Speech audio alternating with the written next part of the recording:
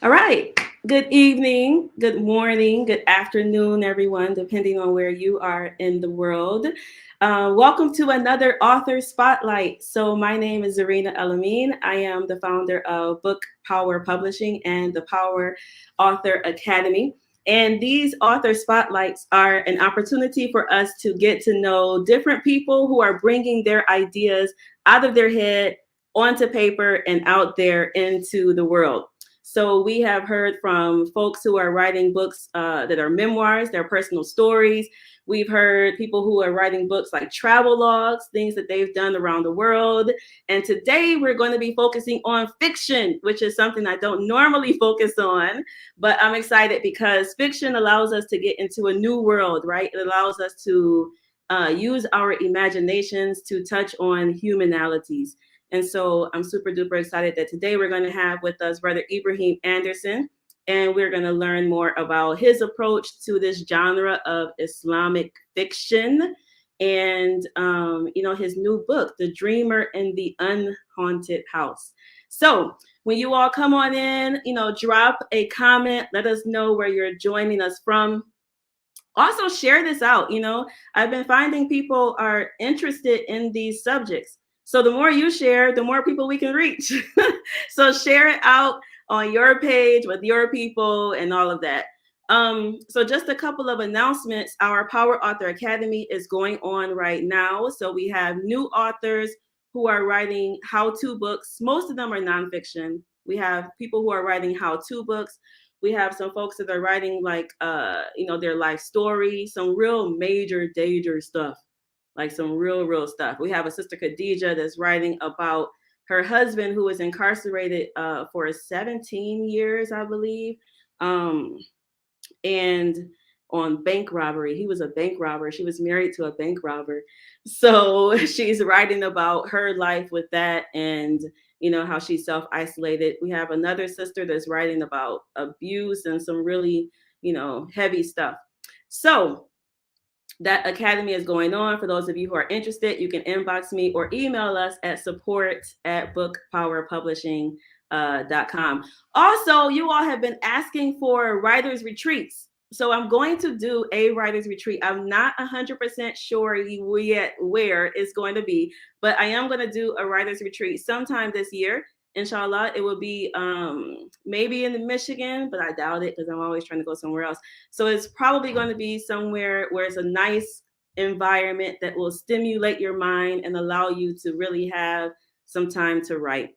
So that is coming as well. If you're not on our mailing list, you can just inbox us or join our Facebook group, which is Becoming Power Authors, the Facebook group. And that's a free Facebook group, so you can join that and you'll also have information there as well.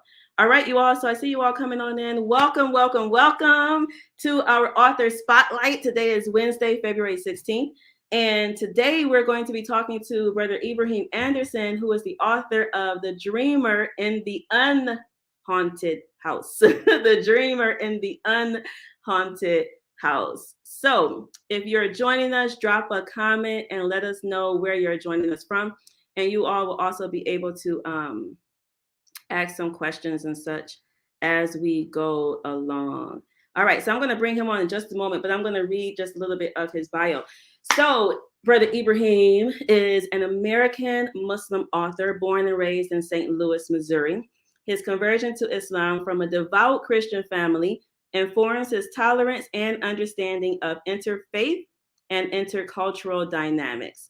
He is an avid champion for diversity, inclusion, and community outreach. Since the pivotal moment of his embracing Islam nearly 28 years ago, Ibrahim's faith has been the singular guiding factor in his life.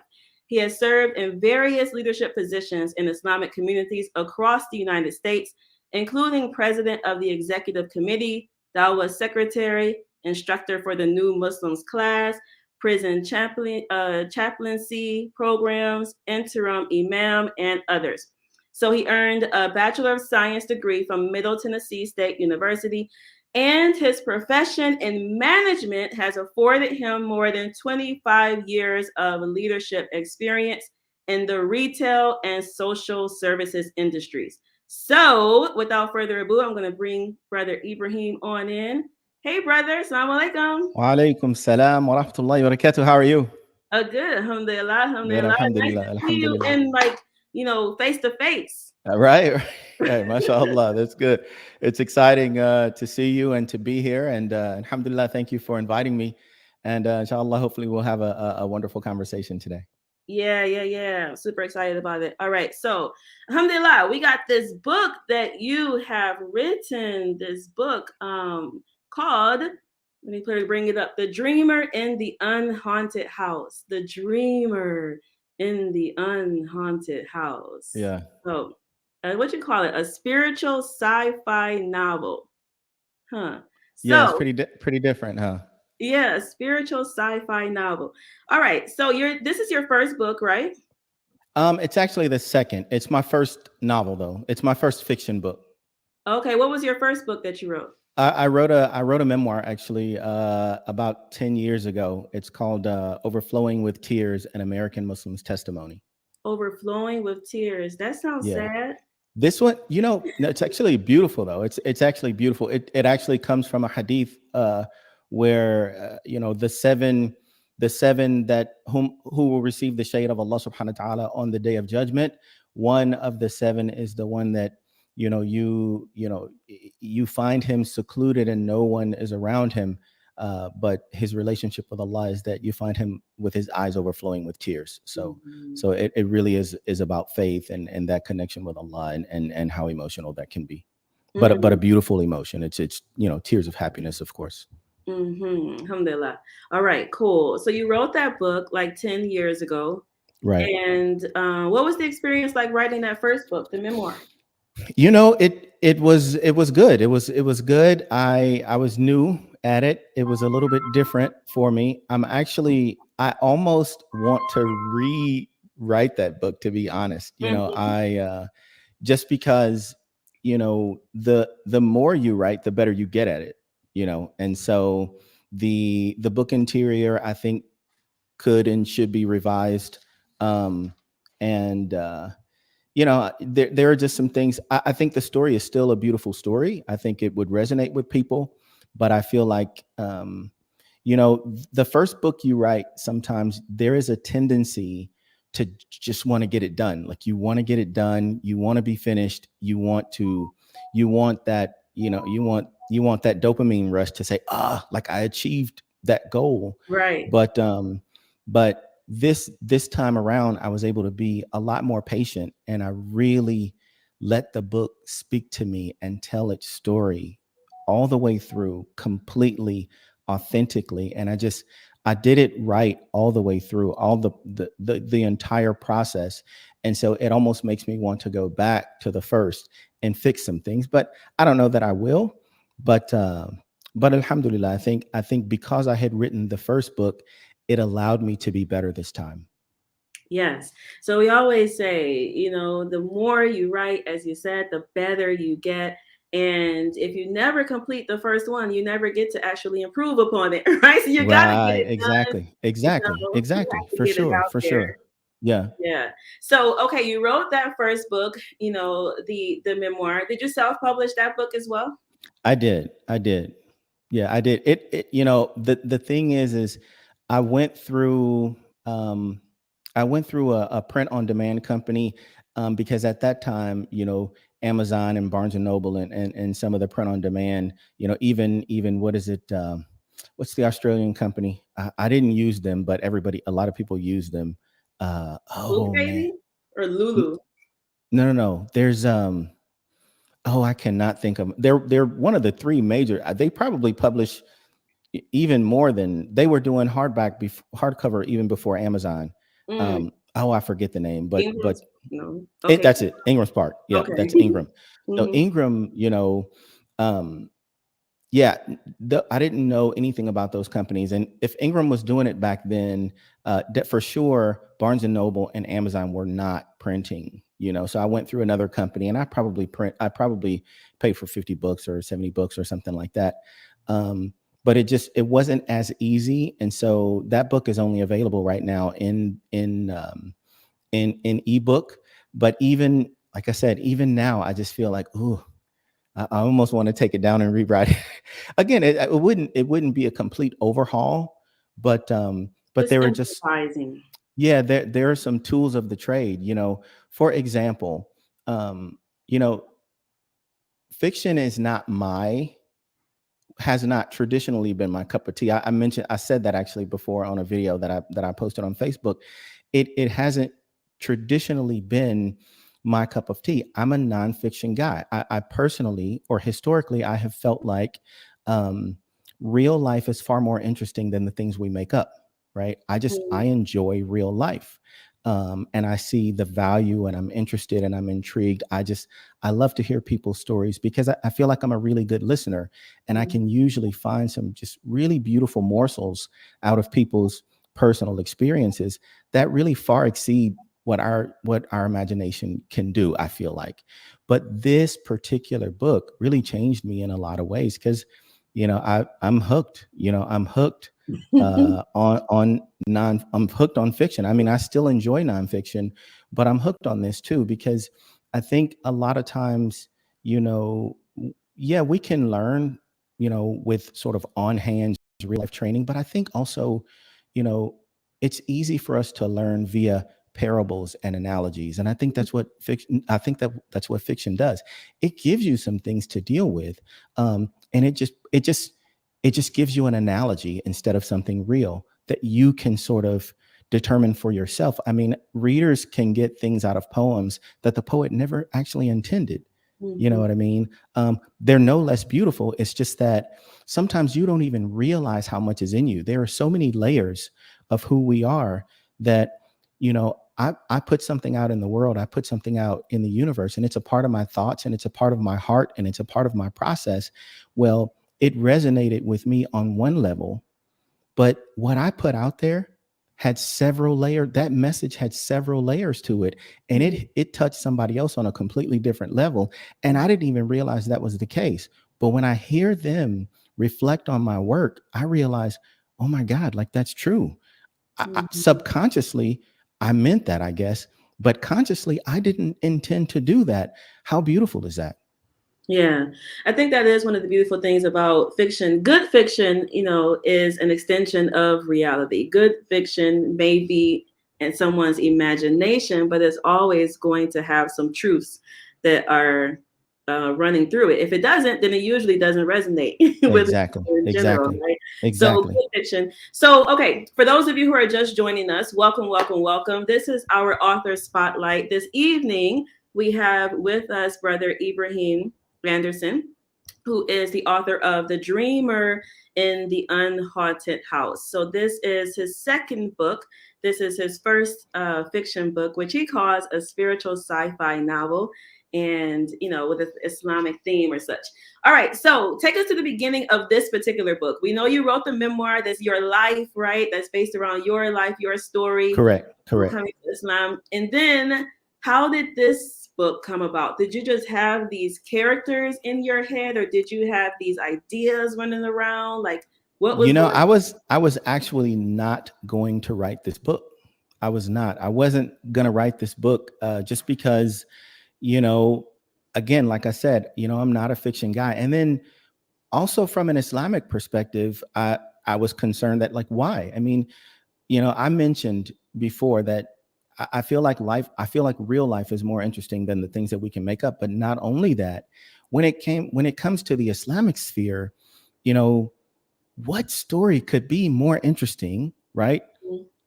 Than the seerah of Rasulullah sallallahu alaihi wasallam, right? Than the history of Islam, the story of the life of the Prophet Muhammad sallallahu alaihi wasallam, like, you know, and from there, and then the extensions of that story, Khulafa al-Rashidin, the four, caliphs, the Sahaba, we have so much that's already there. Like, why do you have a need to make something up, right? I was like, why? But the characters, some of the ideas just kind of lived with me for a while. They would kind of peek their head out every now and again. And I really am a dreamer. I do have some really vivid dreams. I Mhm. really, I always have.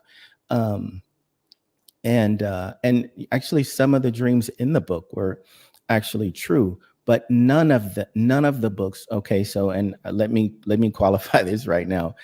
None of the story involving the jinn, all of that is made up. All of that is made up.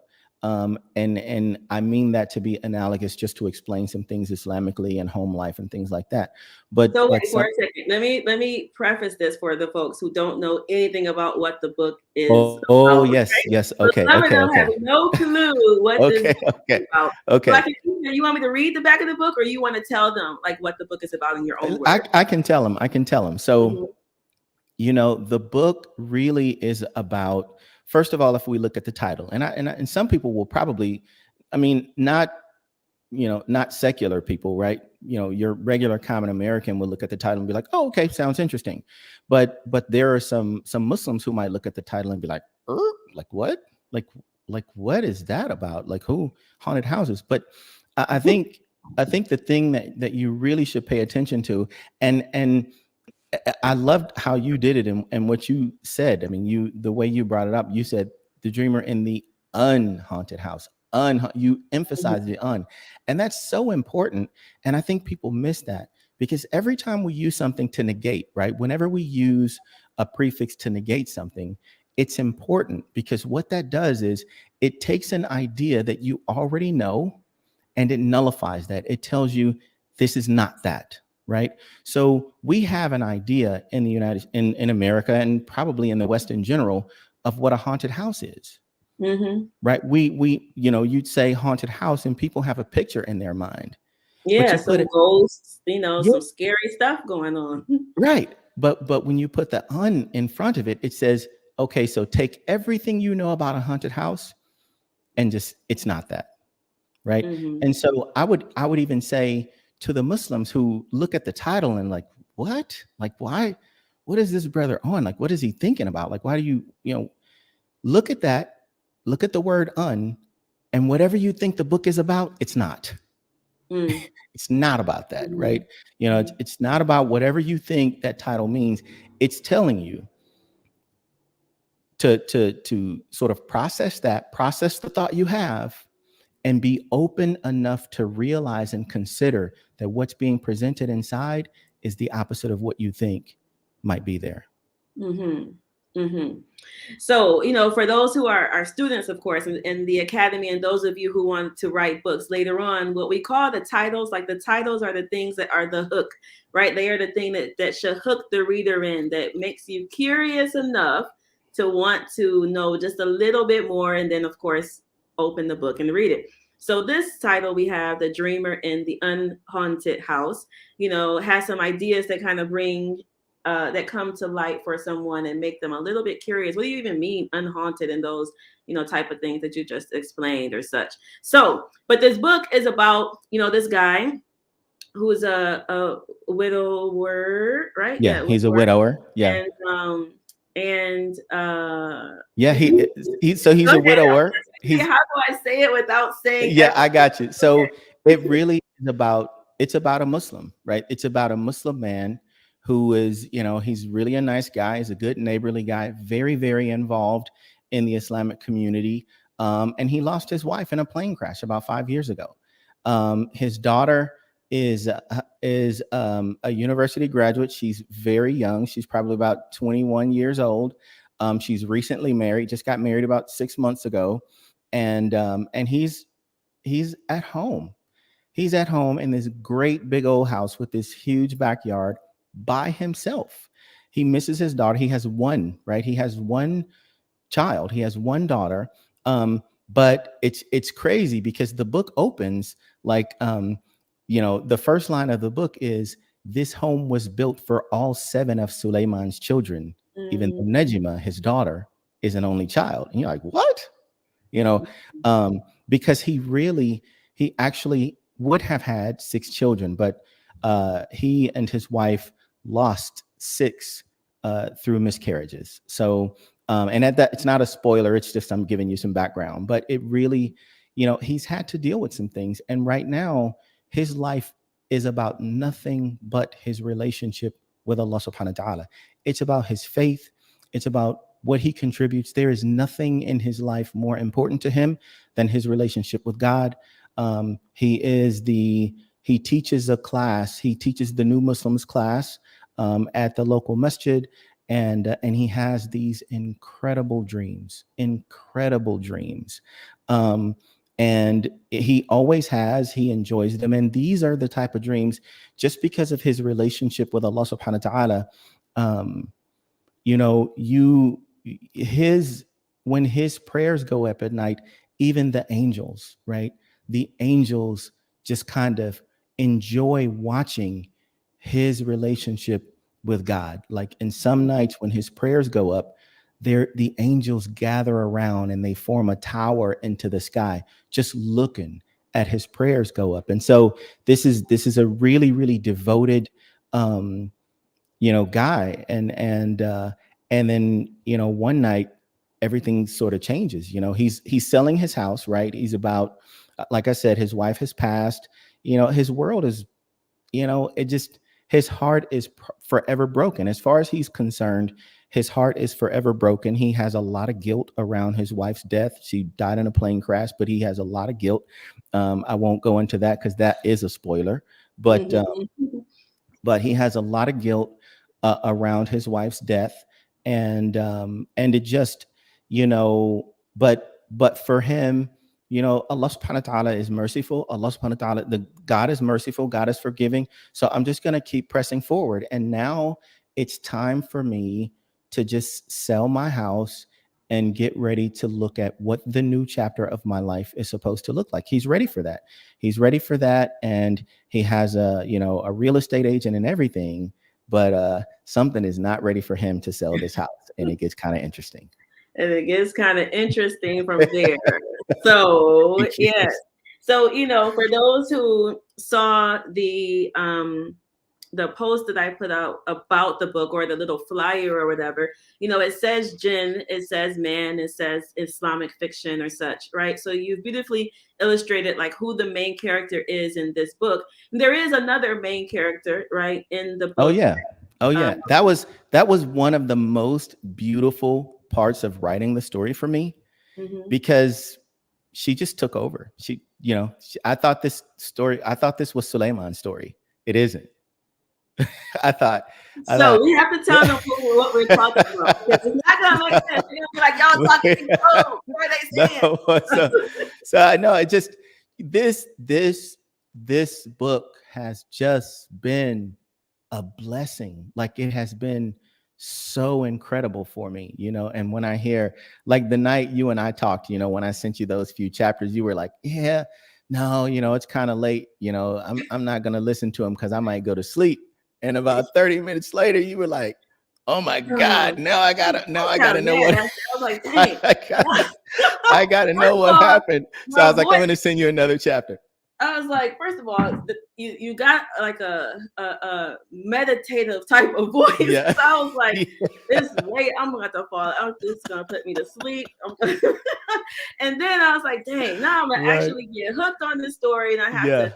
So let me just say real quick, so for me, this book, The Dreamer in the Unhaunted House, like I said, I don't often have enough time to read as many novels and as many fiction titles as I like to, based off of just work and all the other things or whatever. So, but when I find the time, like when I get hooked into something, which I often, will, when I get hooked into something and then I take the time to get into it, if I'm pleasantly surprised, then that's a great thing. And this particular story came at a time when I had some things that I was thinking about in my own self. And as far as dreams, it hooked me right then, because my little dreams are like, going to the movies every night. So it's very vivid, and I see lots of things, and I have lots of recurring dreams that come back and forth.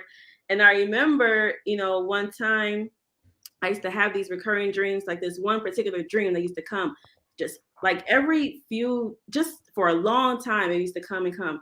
And then I remember I was telling one of the people that were featured in the dream, I was like, you know what? I actually have this dream that keeps coming back. And I explained it to them, and they were like, Yeah, there's a reason for that. And then they went on this like confession thing, telling me the explanation of this dream that I had been having for so long. Wow. And they were like, Wow. "How did you know that?" And I was like, "Man, I have like it just was Yep. there."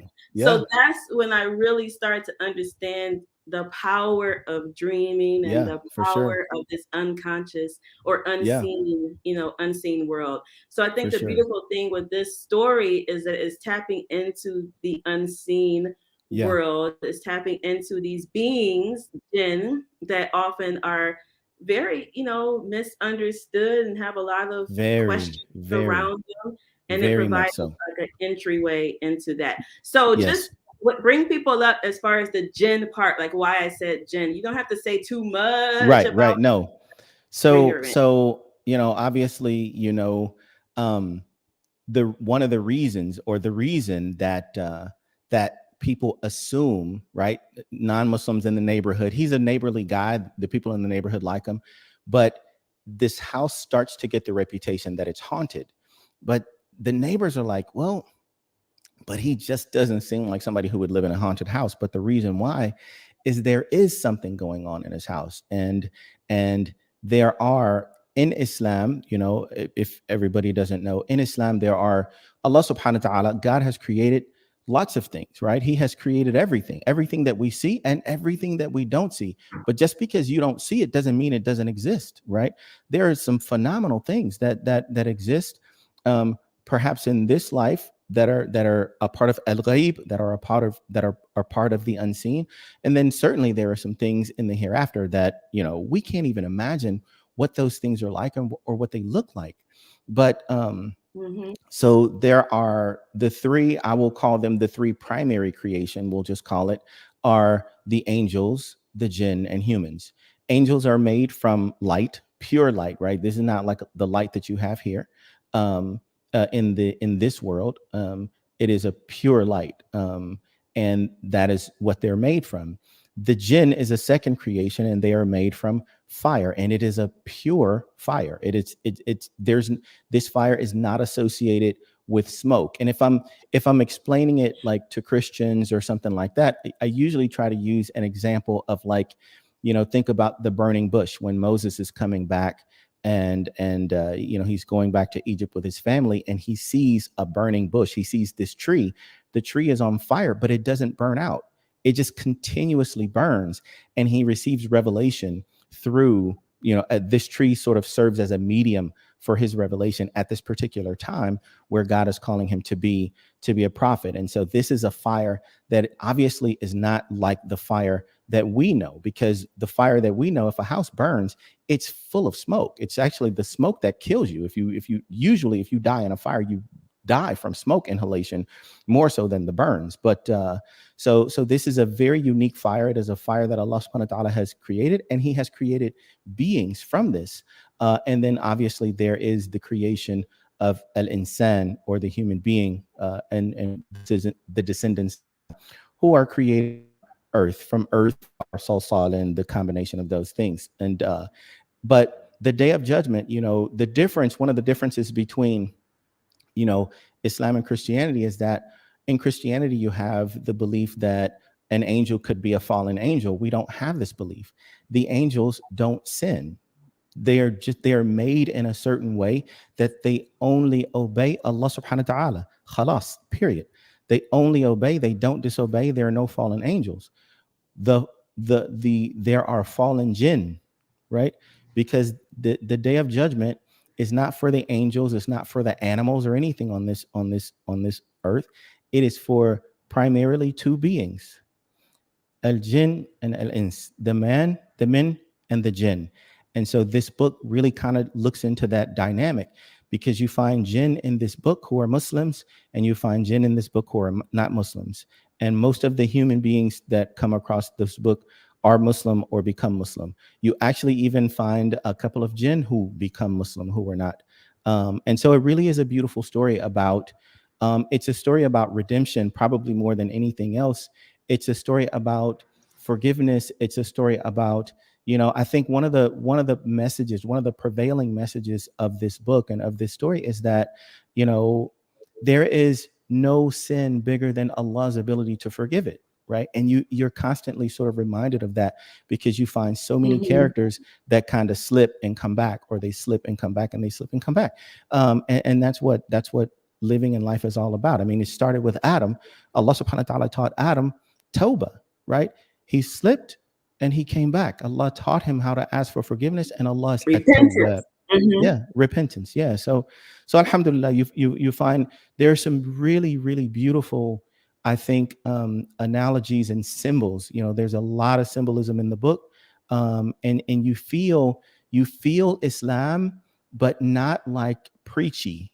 Not preachy Islam. You feel Islam sort of a cultural Islam. So I think even non-Muslims, who, when I went to let's say Mexico, right? Some people, they like to go to Cancun, but I wanted to go to Puerto Vallarta, right? I wanted to go to Puerto Vallarta because I want to feel like that. I want to feel the ethnic culture, right? And so for those, non-Muslims who really kind of want to have a Mhm. feeling of what the Muslim family feels like, you can feel that. You can feel sort of the culture of Islam in this house the same way you can feel sort of the West and sort of the American flavor. I've actually had a couple of people say, "Is he black?" Because the story never Oh, says. Sulaiman? Yeah, the story never says his ethnicity. Um, but it's beautiful because some of the questions that I get from people, it just you can feel that they are feeling these characters. Yeah. So let me pause you there because I think that that's one of the purposes of good fiction, right? Like good fiction is supposed to open you up to new worlds, to new ways of thinking, to new ways of understanding how we are human, how we do this thing called being human. And so that's one of the reasons why you said, okay, why should we have any other stories outside of what we already have within the Sirah, within all of the prophets and everything that's already there. And that's one of the, like, you're being used at this moment, right? You're Yeah, being right, used right, for so that sure, other people, have for ways of sure, thinking about it. for sure, Yeah. for So sure. you didn't answer my first question, which I'm was sorry. like, where did the whole idea of this thing, like, so Yeah. I'm wondering, were you just sitting down one day and then a character came to you No, for so this so yeah, story? so actually, I'm sorry. I did. I went off on a tangent. So let me answer that question. Where it came from is I started the answer, and that is over probably the course of about 5 years. It was just different ideas from the story would kind of peek their heads out, right? And if I had to say one of the very first beginnings of this story, it was actually the dream about Portia. So the dream about I actually really had a dream about Portia. It wasn't the dream that's in the book, but it was true. Portia, I had a dream about a little girl. She was, and I dream about kids. I dream about like the innocence, a lot of times.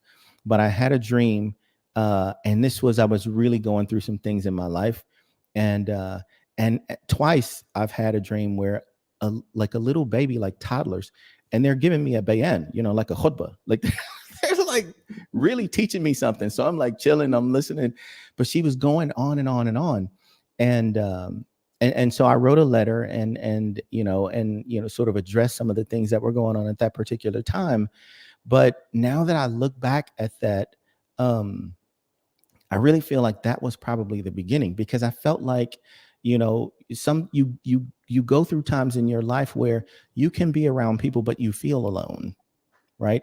And Mhm. I've often experienced that just because I think that's sort of a basic nature for me. I think my little brother, sees that a lot in me too. We're pretty close. We're growing up and everything, but you know, that was sort of the beginning. And one of the things that I wrote in the letter is that I felt like sometimes in moments of sort of aloneness, not necessarily loneliness, but sometimes in moments of aloneness, and perhaps sometimes in moments of loneliness when you're around other people but still feel alone, I felt like Allah subhanahu wa ta'ala would send me friends in my dream, just people who would make me feel comfortable, you know.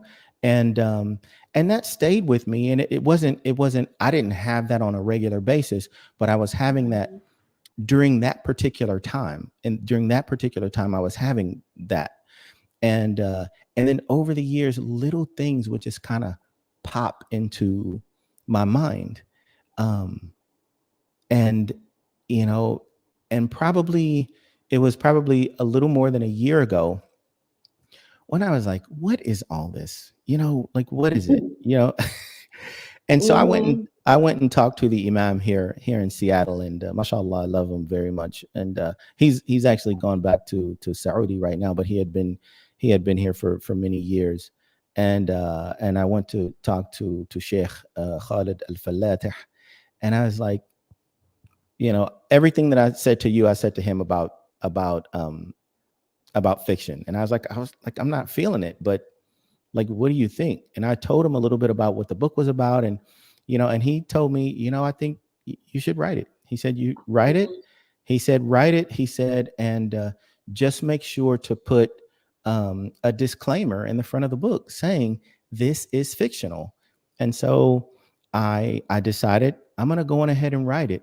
And I'm going to just let the story come out. And you know what, Sister Zarina, I sat down after I talked to him. After I talked to him, I had never written a word. I hadn't taken any notes or anything. Like, I wasn't going to write the book.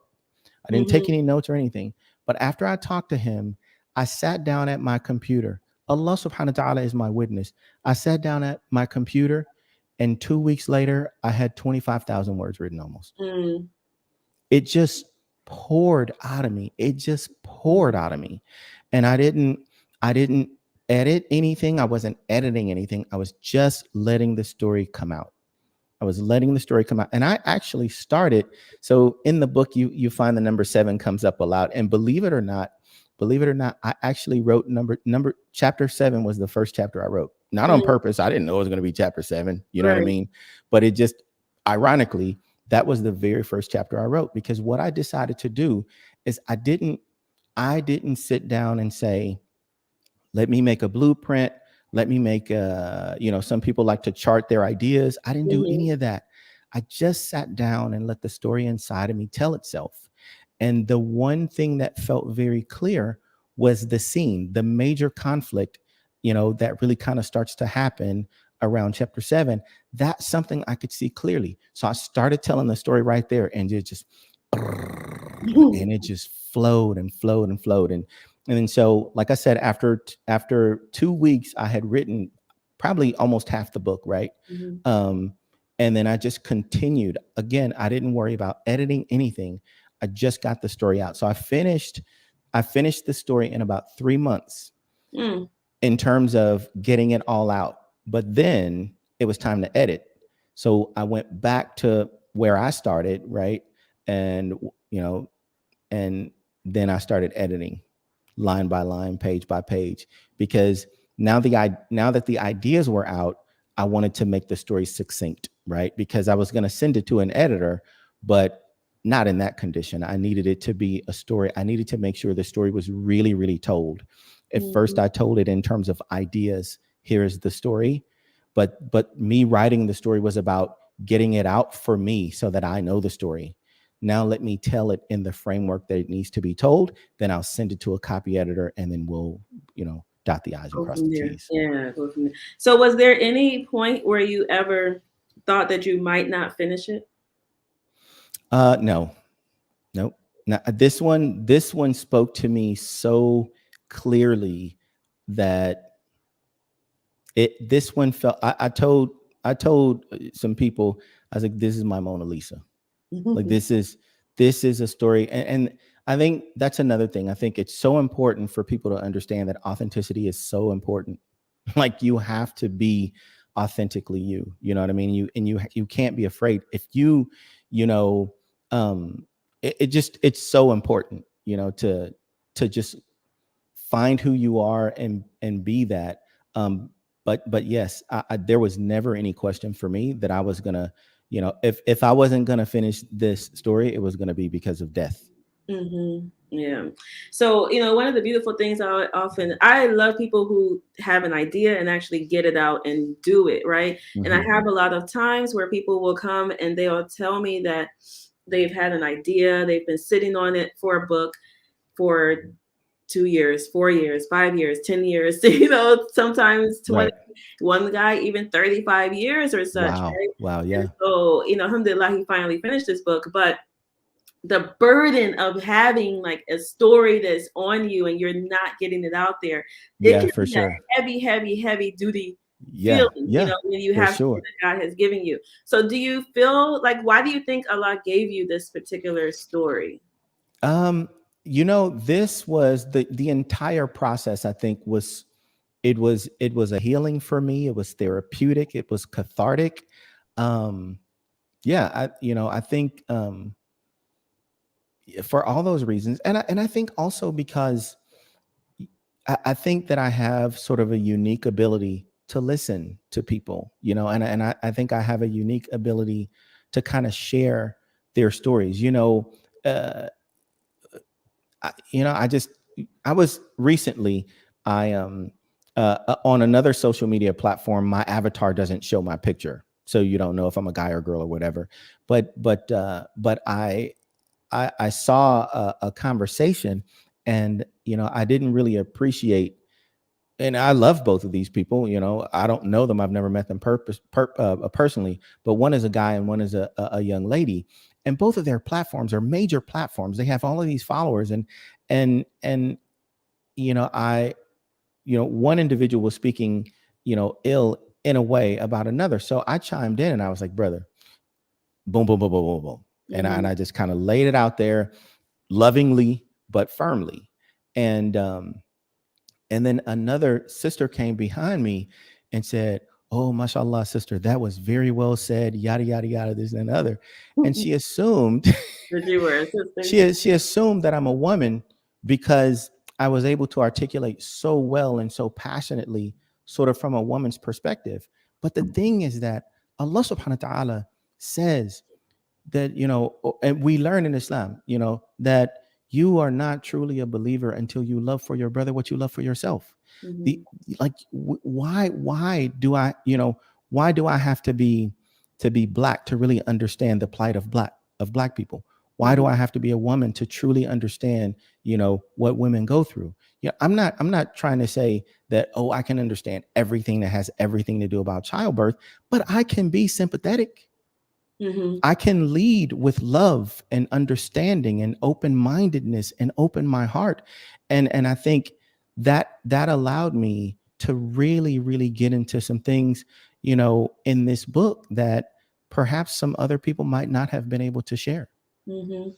You have to have, and it definitely shows within the characters, like the individual characters within your book, to be able to write from a place of empathy where you can understand from that particular character, right? So authors have to be able to get into the character intimately and know them very well in order to be able to bring that character to life, right? Exactly. And I think that you Exactly. did a really good job of that. So one of the questions I have, good fiction, in my opinion, this is all my opinion, but in my opinion, fiction, even though it is someone's imagination, is made up, but there's a lot of truth right in it. Did you have to do any research in particular for this novel?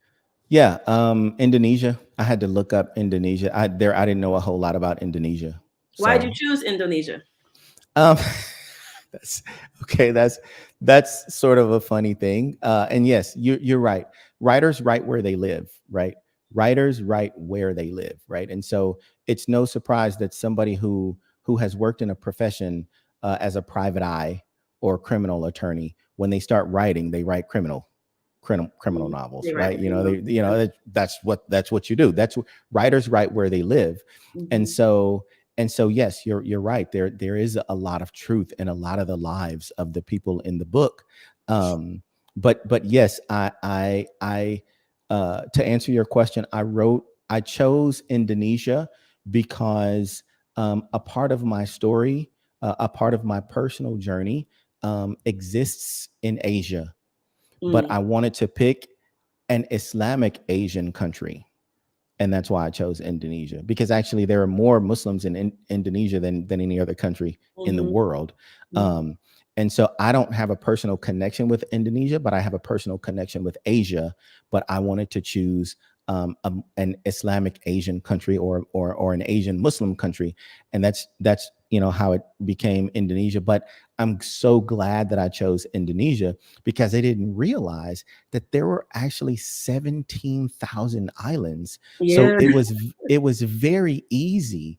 It was very easy to say, okay, like this could happen, because not every one of those 17,000 islands is inhabited by humans. So that's where they live.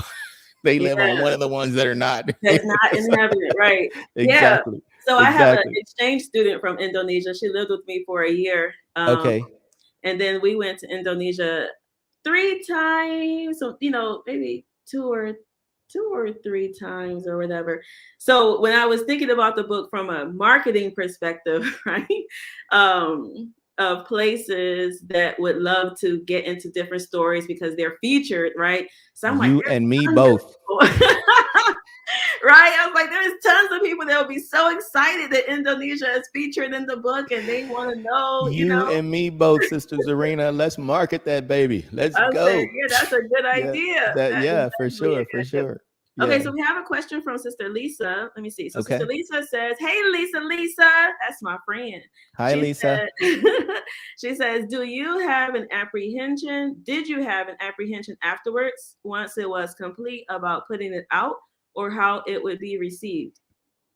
Never.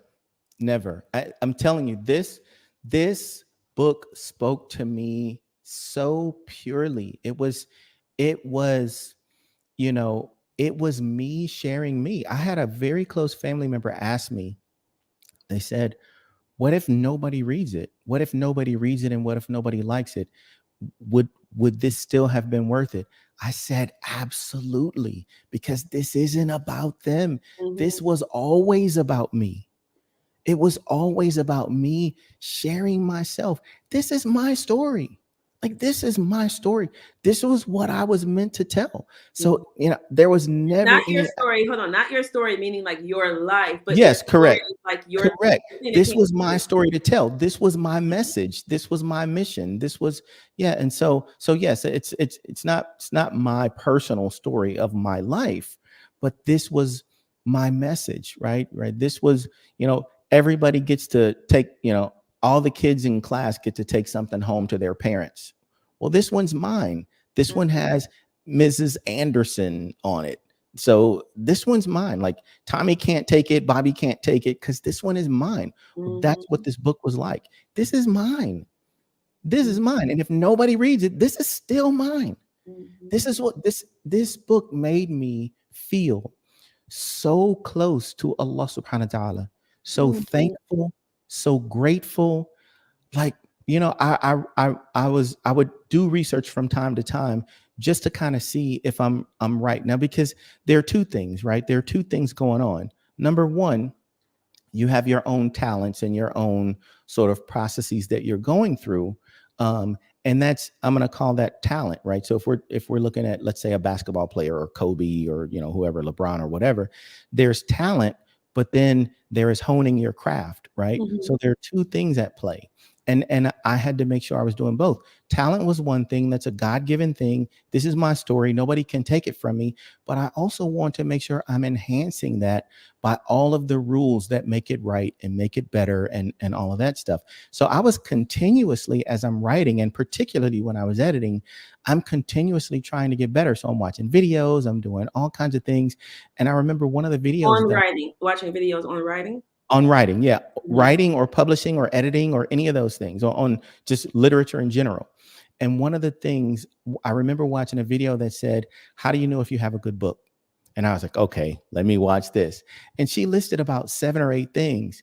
And I was like, whoa, every single one of them. It wasn't like I'm kind of in the ballpark. I was like, yeah, no, that's it.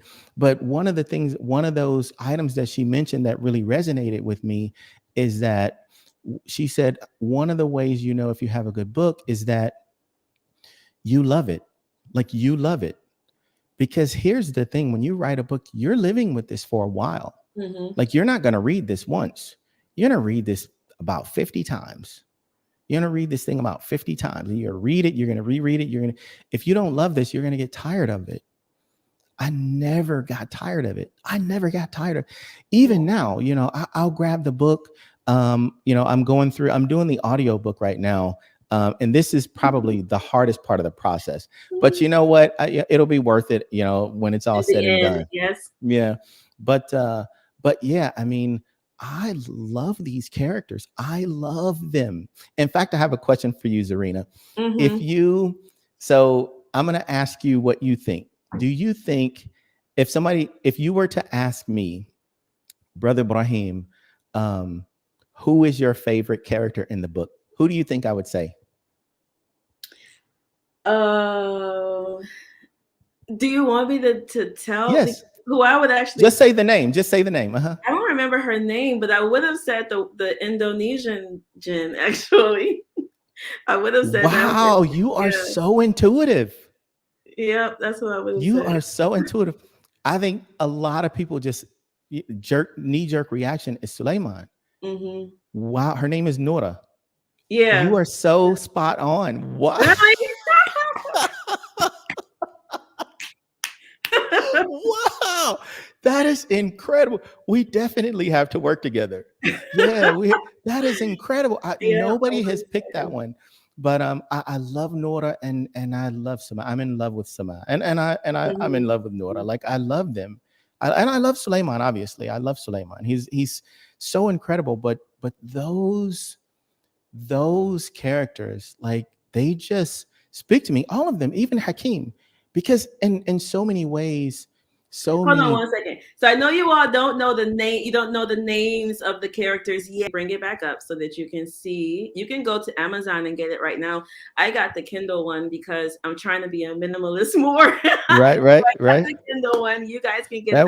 That works. Whatever. Anything works. Yep. The Unhaunted House, and then after you read it, leave a review on Amazon or such. So the names that he's mentioning now are characters, of course, in the book. And every single character, has a personality, has fears, has likes and dislikes and things. And they all work together to paint the full story that is the dreamer in the unhaunted house or such. And when you get in, you'll see why I said, that Nora, I believe was oh yeah. Yeah, she's amazing. She's amazing.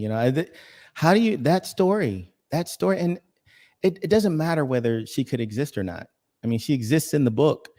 And that analogy just makes you feel like if you make an effort, any kind of effort, sincerely, every sin that you do can be expunged. There is no sin. There is no sin and there is no life, right? Because this was not one sin for her, right? If we look at Sama, then we can look at, okay, so this is a huge mistake, but it's one. But if we look at Nora, you're talking about a lifetime. Wait, I feel like I can't get into it because I need to. This is like if it was a book discussion. Yes, a book club. Then but they're like, what? So okay. Say, you guys, look, Lisa is like, I can't wait to read it. Late night binge read. I know, Lisa. Go ahead and read it. Oh wait, Moni, did you read the book, Moni? Because this might be the answer to who she thought was the famous or was the perfect character or something. I don't know. So because she says, "Oh dang, I was wrong." So that makes me think that she was answering the question. Oh, okay. Yeah. So who did you think, Moni? Yeah, she said the little girl in the Portia. Oh, okay. Yeah. Dream, I mean. So let me see. So Ahmed Terry Day, assalamu alaikum. She says, now I'm really curious. How can I get a hold of it? So go to Amazon. You can go to Amazon and get a copy there. You can get the paperback or I think you have all three, the paperback, the hardback, or the absolutely. All three are and hopefully in about, I'd like to say a month, but I'm not sure I'm going to have it done in a month. But in a couple of months, even the audiobook will be out. So the audiobook will be out too. That audiobook, I said, look, this dude, that little calm voice, can't be listening to this at nighttime. You gotta listen to this in the daytime. So you could be That's a quiet storm voice, huh? yeah, I said, I'll be pressing at nighttime. So, Right. all right, you all. So, alhamdulillah. So, this is with Brother Ibrahim Anderson, the author of The Dreamer in the Unhaunted House, which is his first novel. He calls it a spiritual sci-fi novel, Islamic fiction. And it's a story about a wonderful Muslim man who has had some life experiences, and it's his new journey. It's his new journey in the second, I won't say Exactly. second half of his life or so, Yeah, but exactly. basically Yeah, say exactly. second half. Yeah, second half. Yeah. So is this a series or is this a one-off?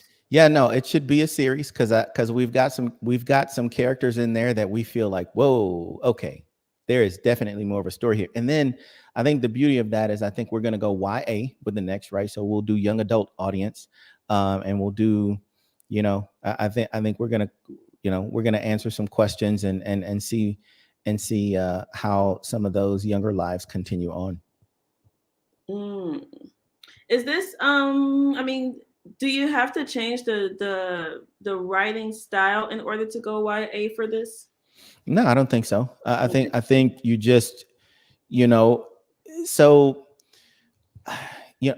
one of my proofreaders actually was actually, not only is he not a Muslim, but he's not religious at all. He actually is a self-professed agnostic, and he felt like you know the the religious topic was a little bit much, which is understandable. He doesn't, he's not a religious person, but he was like, man, I could see this being a movie. Like he Mm-hmm. liked it. I was really happy to, I really appreciate his insight and his perspective because he's one of the most uh, objective. He's one of the most objective people, that Yeah. I know. He's not gonna sugarcoat it. He'll tell you, what he thinks, but he's also gonna be sort of balanced, right? And so it's one of the reasons I asked him to read it. But just going through things, he was his feedback was some of the first feedback that I received, and it was so beautiful because he mentioned some subtle things that I was like, bro, like he got that, and he was like, he really liked the action scenes. Now that's one thing that's different. I think that's where men, I think, differ from women, because I think almost all of the men that I've talked to that I've received feedback from, like, they really gravitate toward the action scenes, and but then he also talked about some of the things, like, and he used these words. I was like, seriously? He remembered. He was like, things like skipping on molecules, and I was like, Mm. okay, right? So he definitely was there. He was there. He was in the moment. And yeah, those were things that was a beautiful part of the writing process, because, like, I didn't have that on a Okay. list of I didn't have that on a list of paper that I thought I was going to do.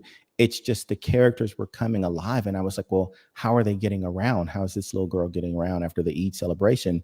And she was so happy. She's skipping on molecules, Mm-hmm. so Yeah. Beautiful, beautiful, beautiful.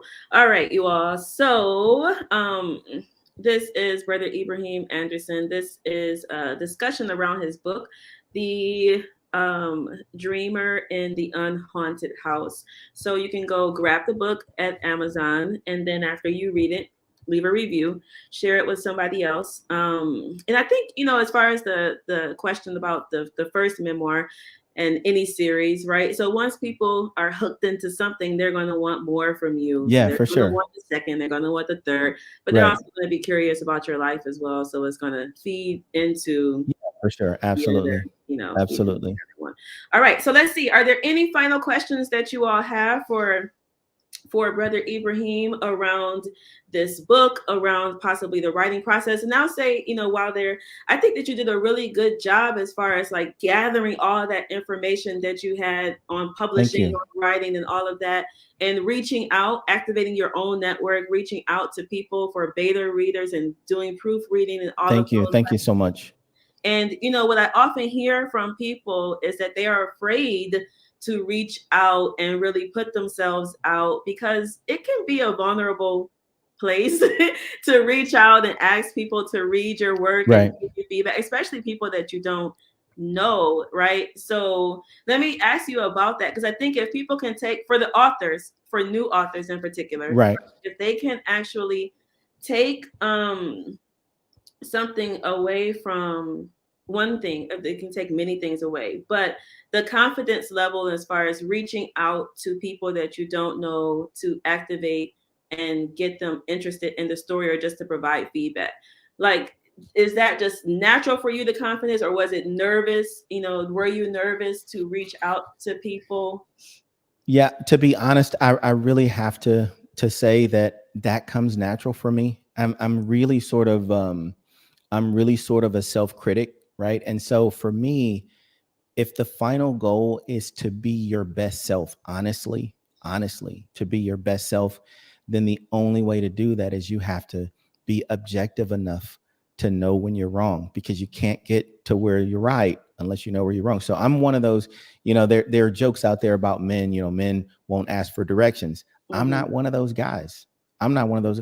And I could be in the same trip on the same car going to the same place and stop 3 times. Nowadays we have, navigation apps and stuff like that. But before Waze was out, I literally, if I'm going somewhere, I don't want to be lost. I don't want to be lost, and I don't want to be wrong. So I'm not going to go somewhere and be all the way wrong before I figure out I'm wrong. I'm going to stop and say, hey, do you know which way such and such is? I've always been that way. I like to say, I like to surround myself with what I call booger nose friends, right?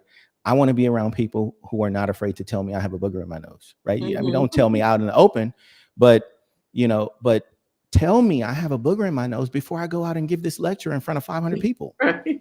Yeah, I mean, what are we doing, Let man? me know. Don't Yes. don't let me have a slimy hanging out of my nose. Like, that's not love. Right. That's not love. Yeah. And so the thing is you have to know that your worth and your value isn't tied to your mistakes.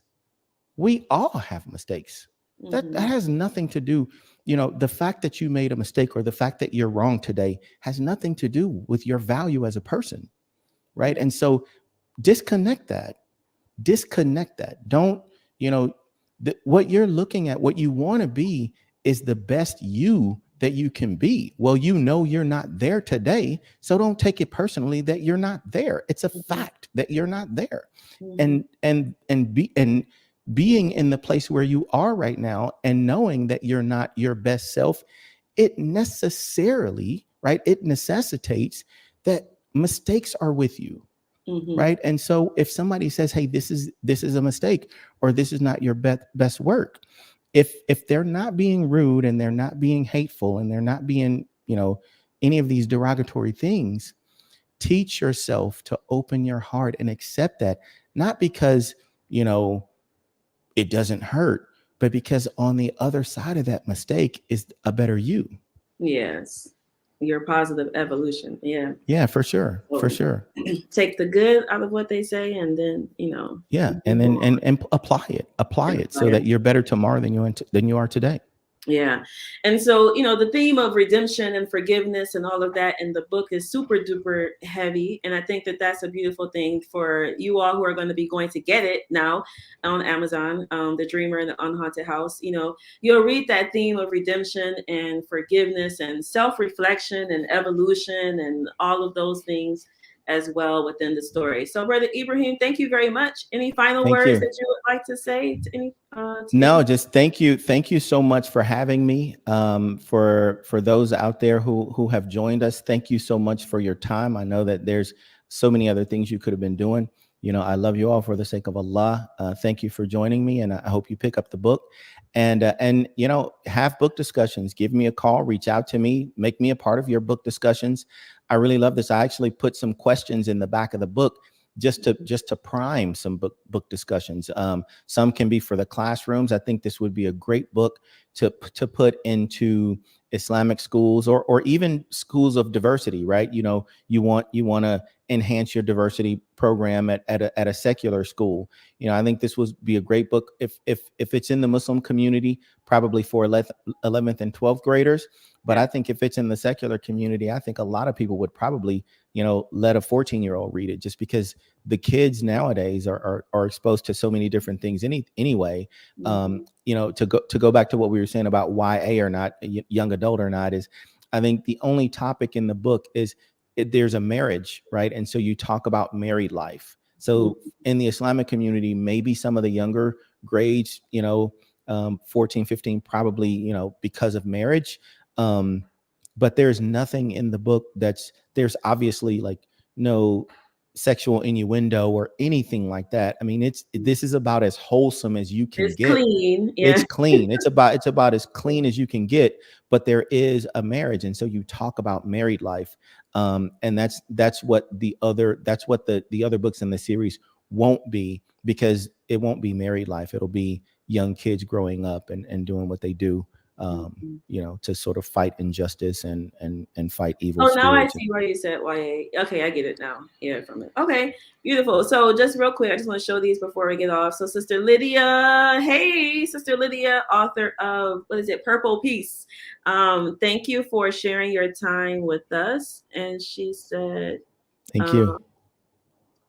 I'm very interested in reading the book. I wondered how fiction would sound. Sounds like something really needed to counter what is on the screen now. So yeah, for sure.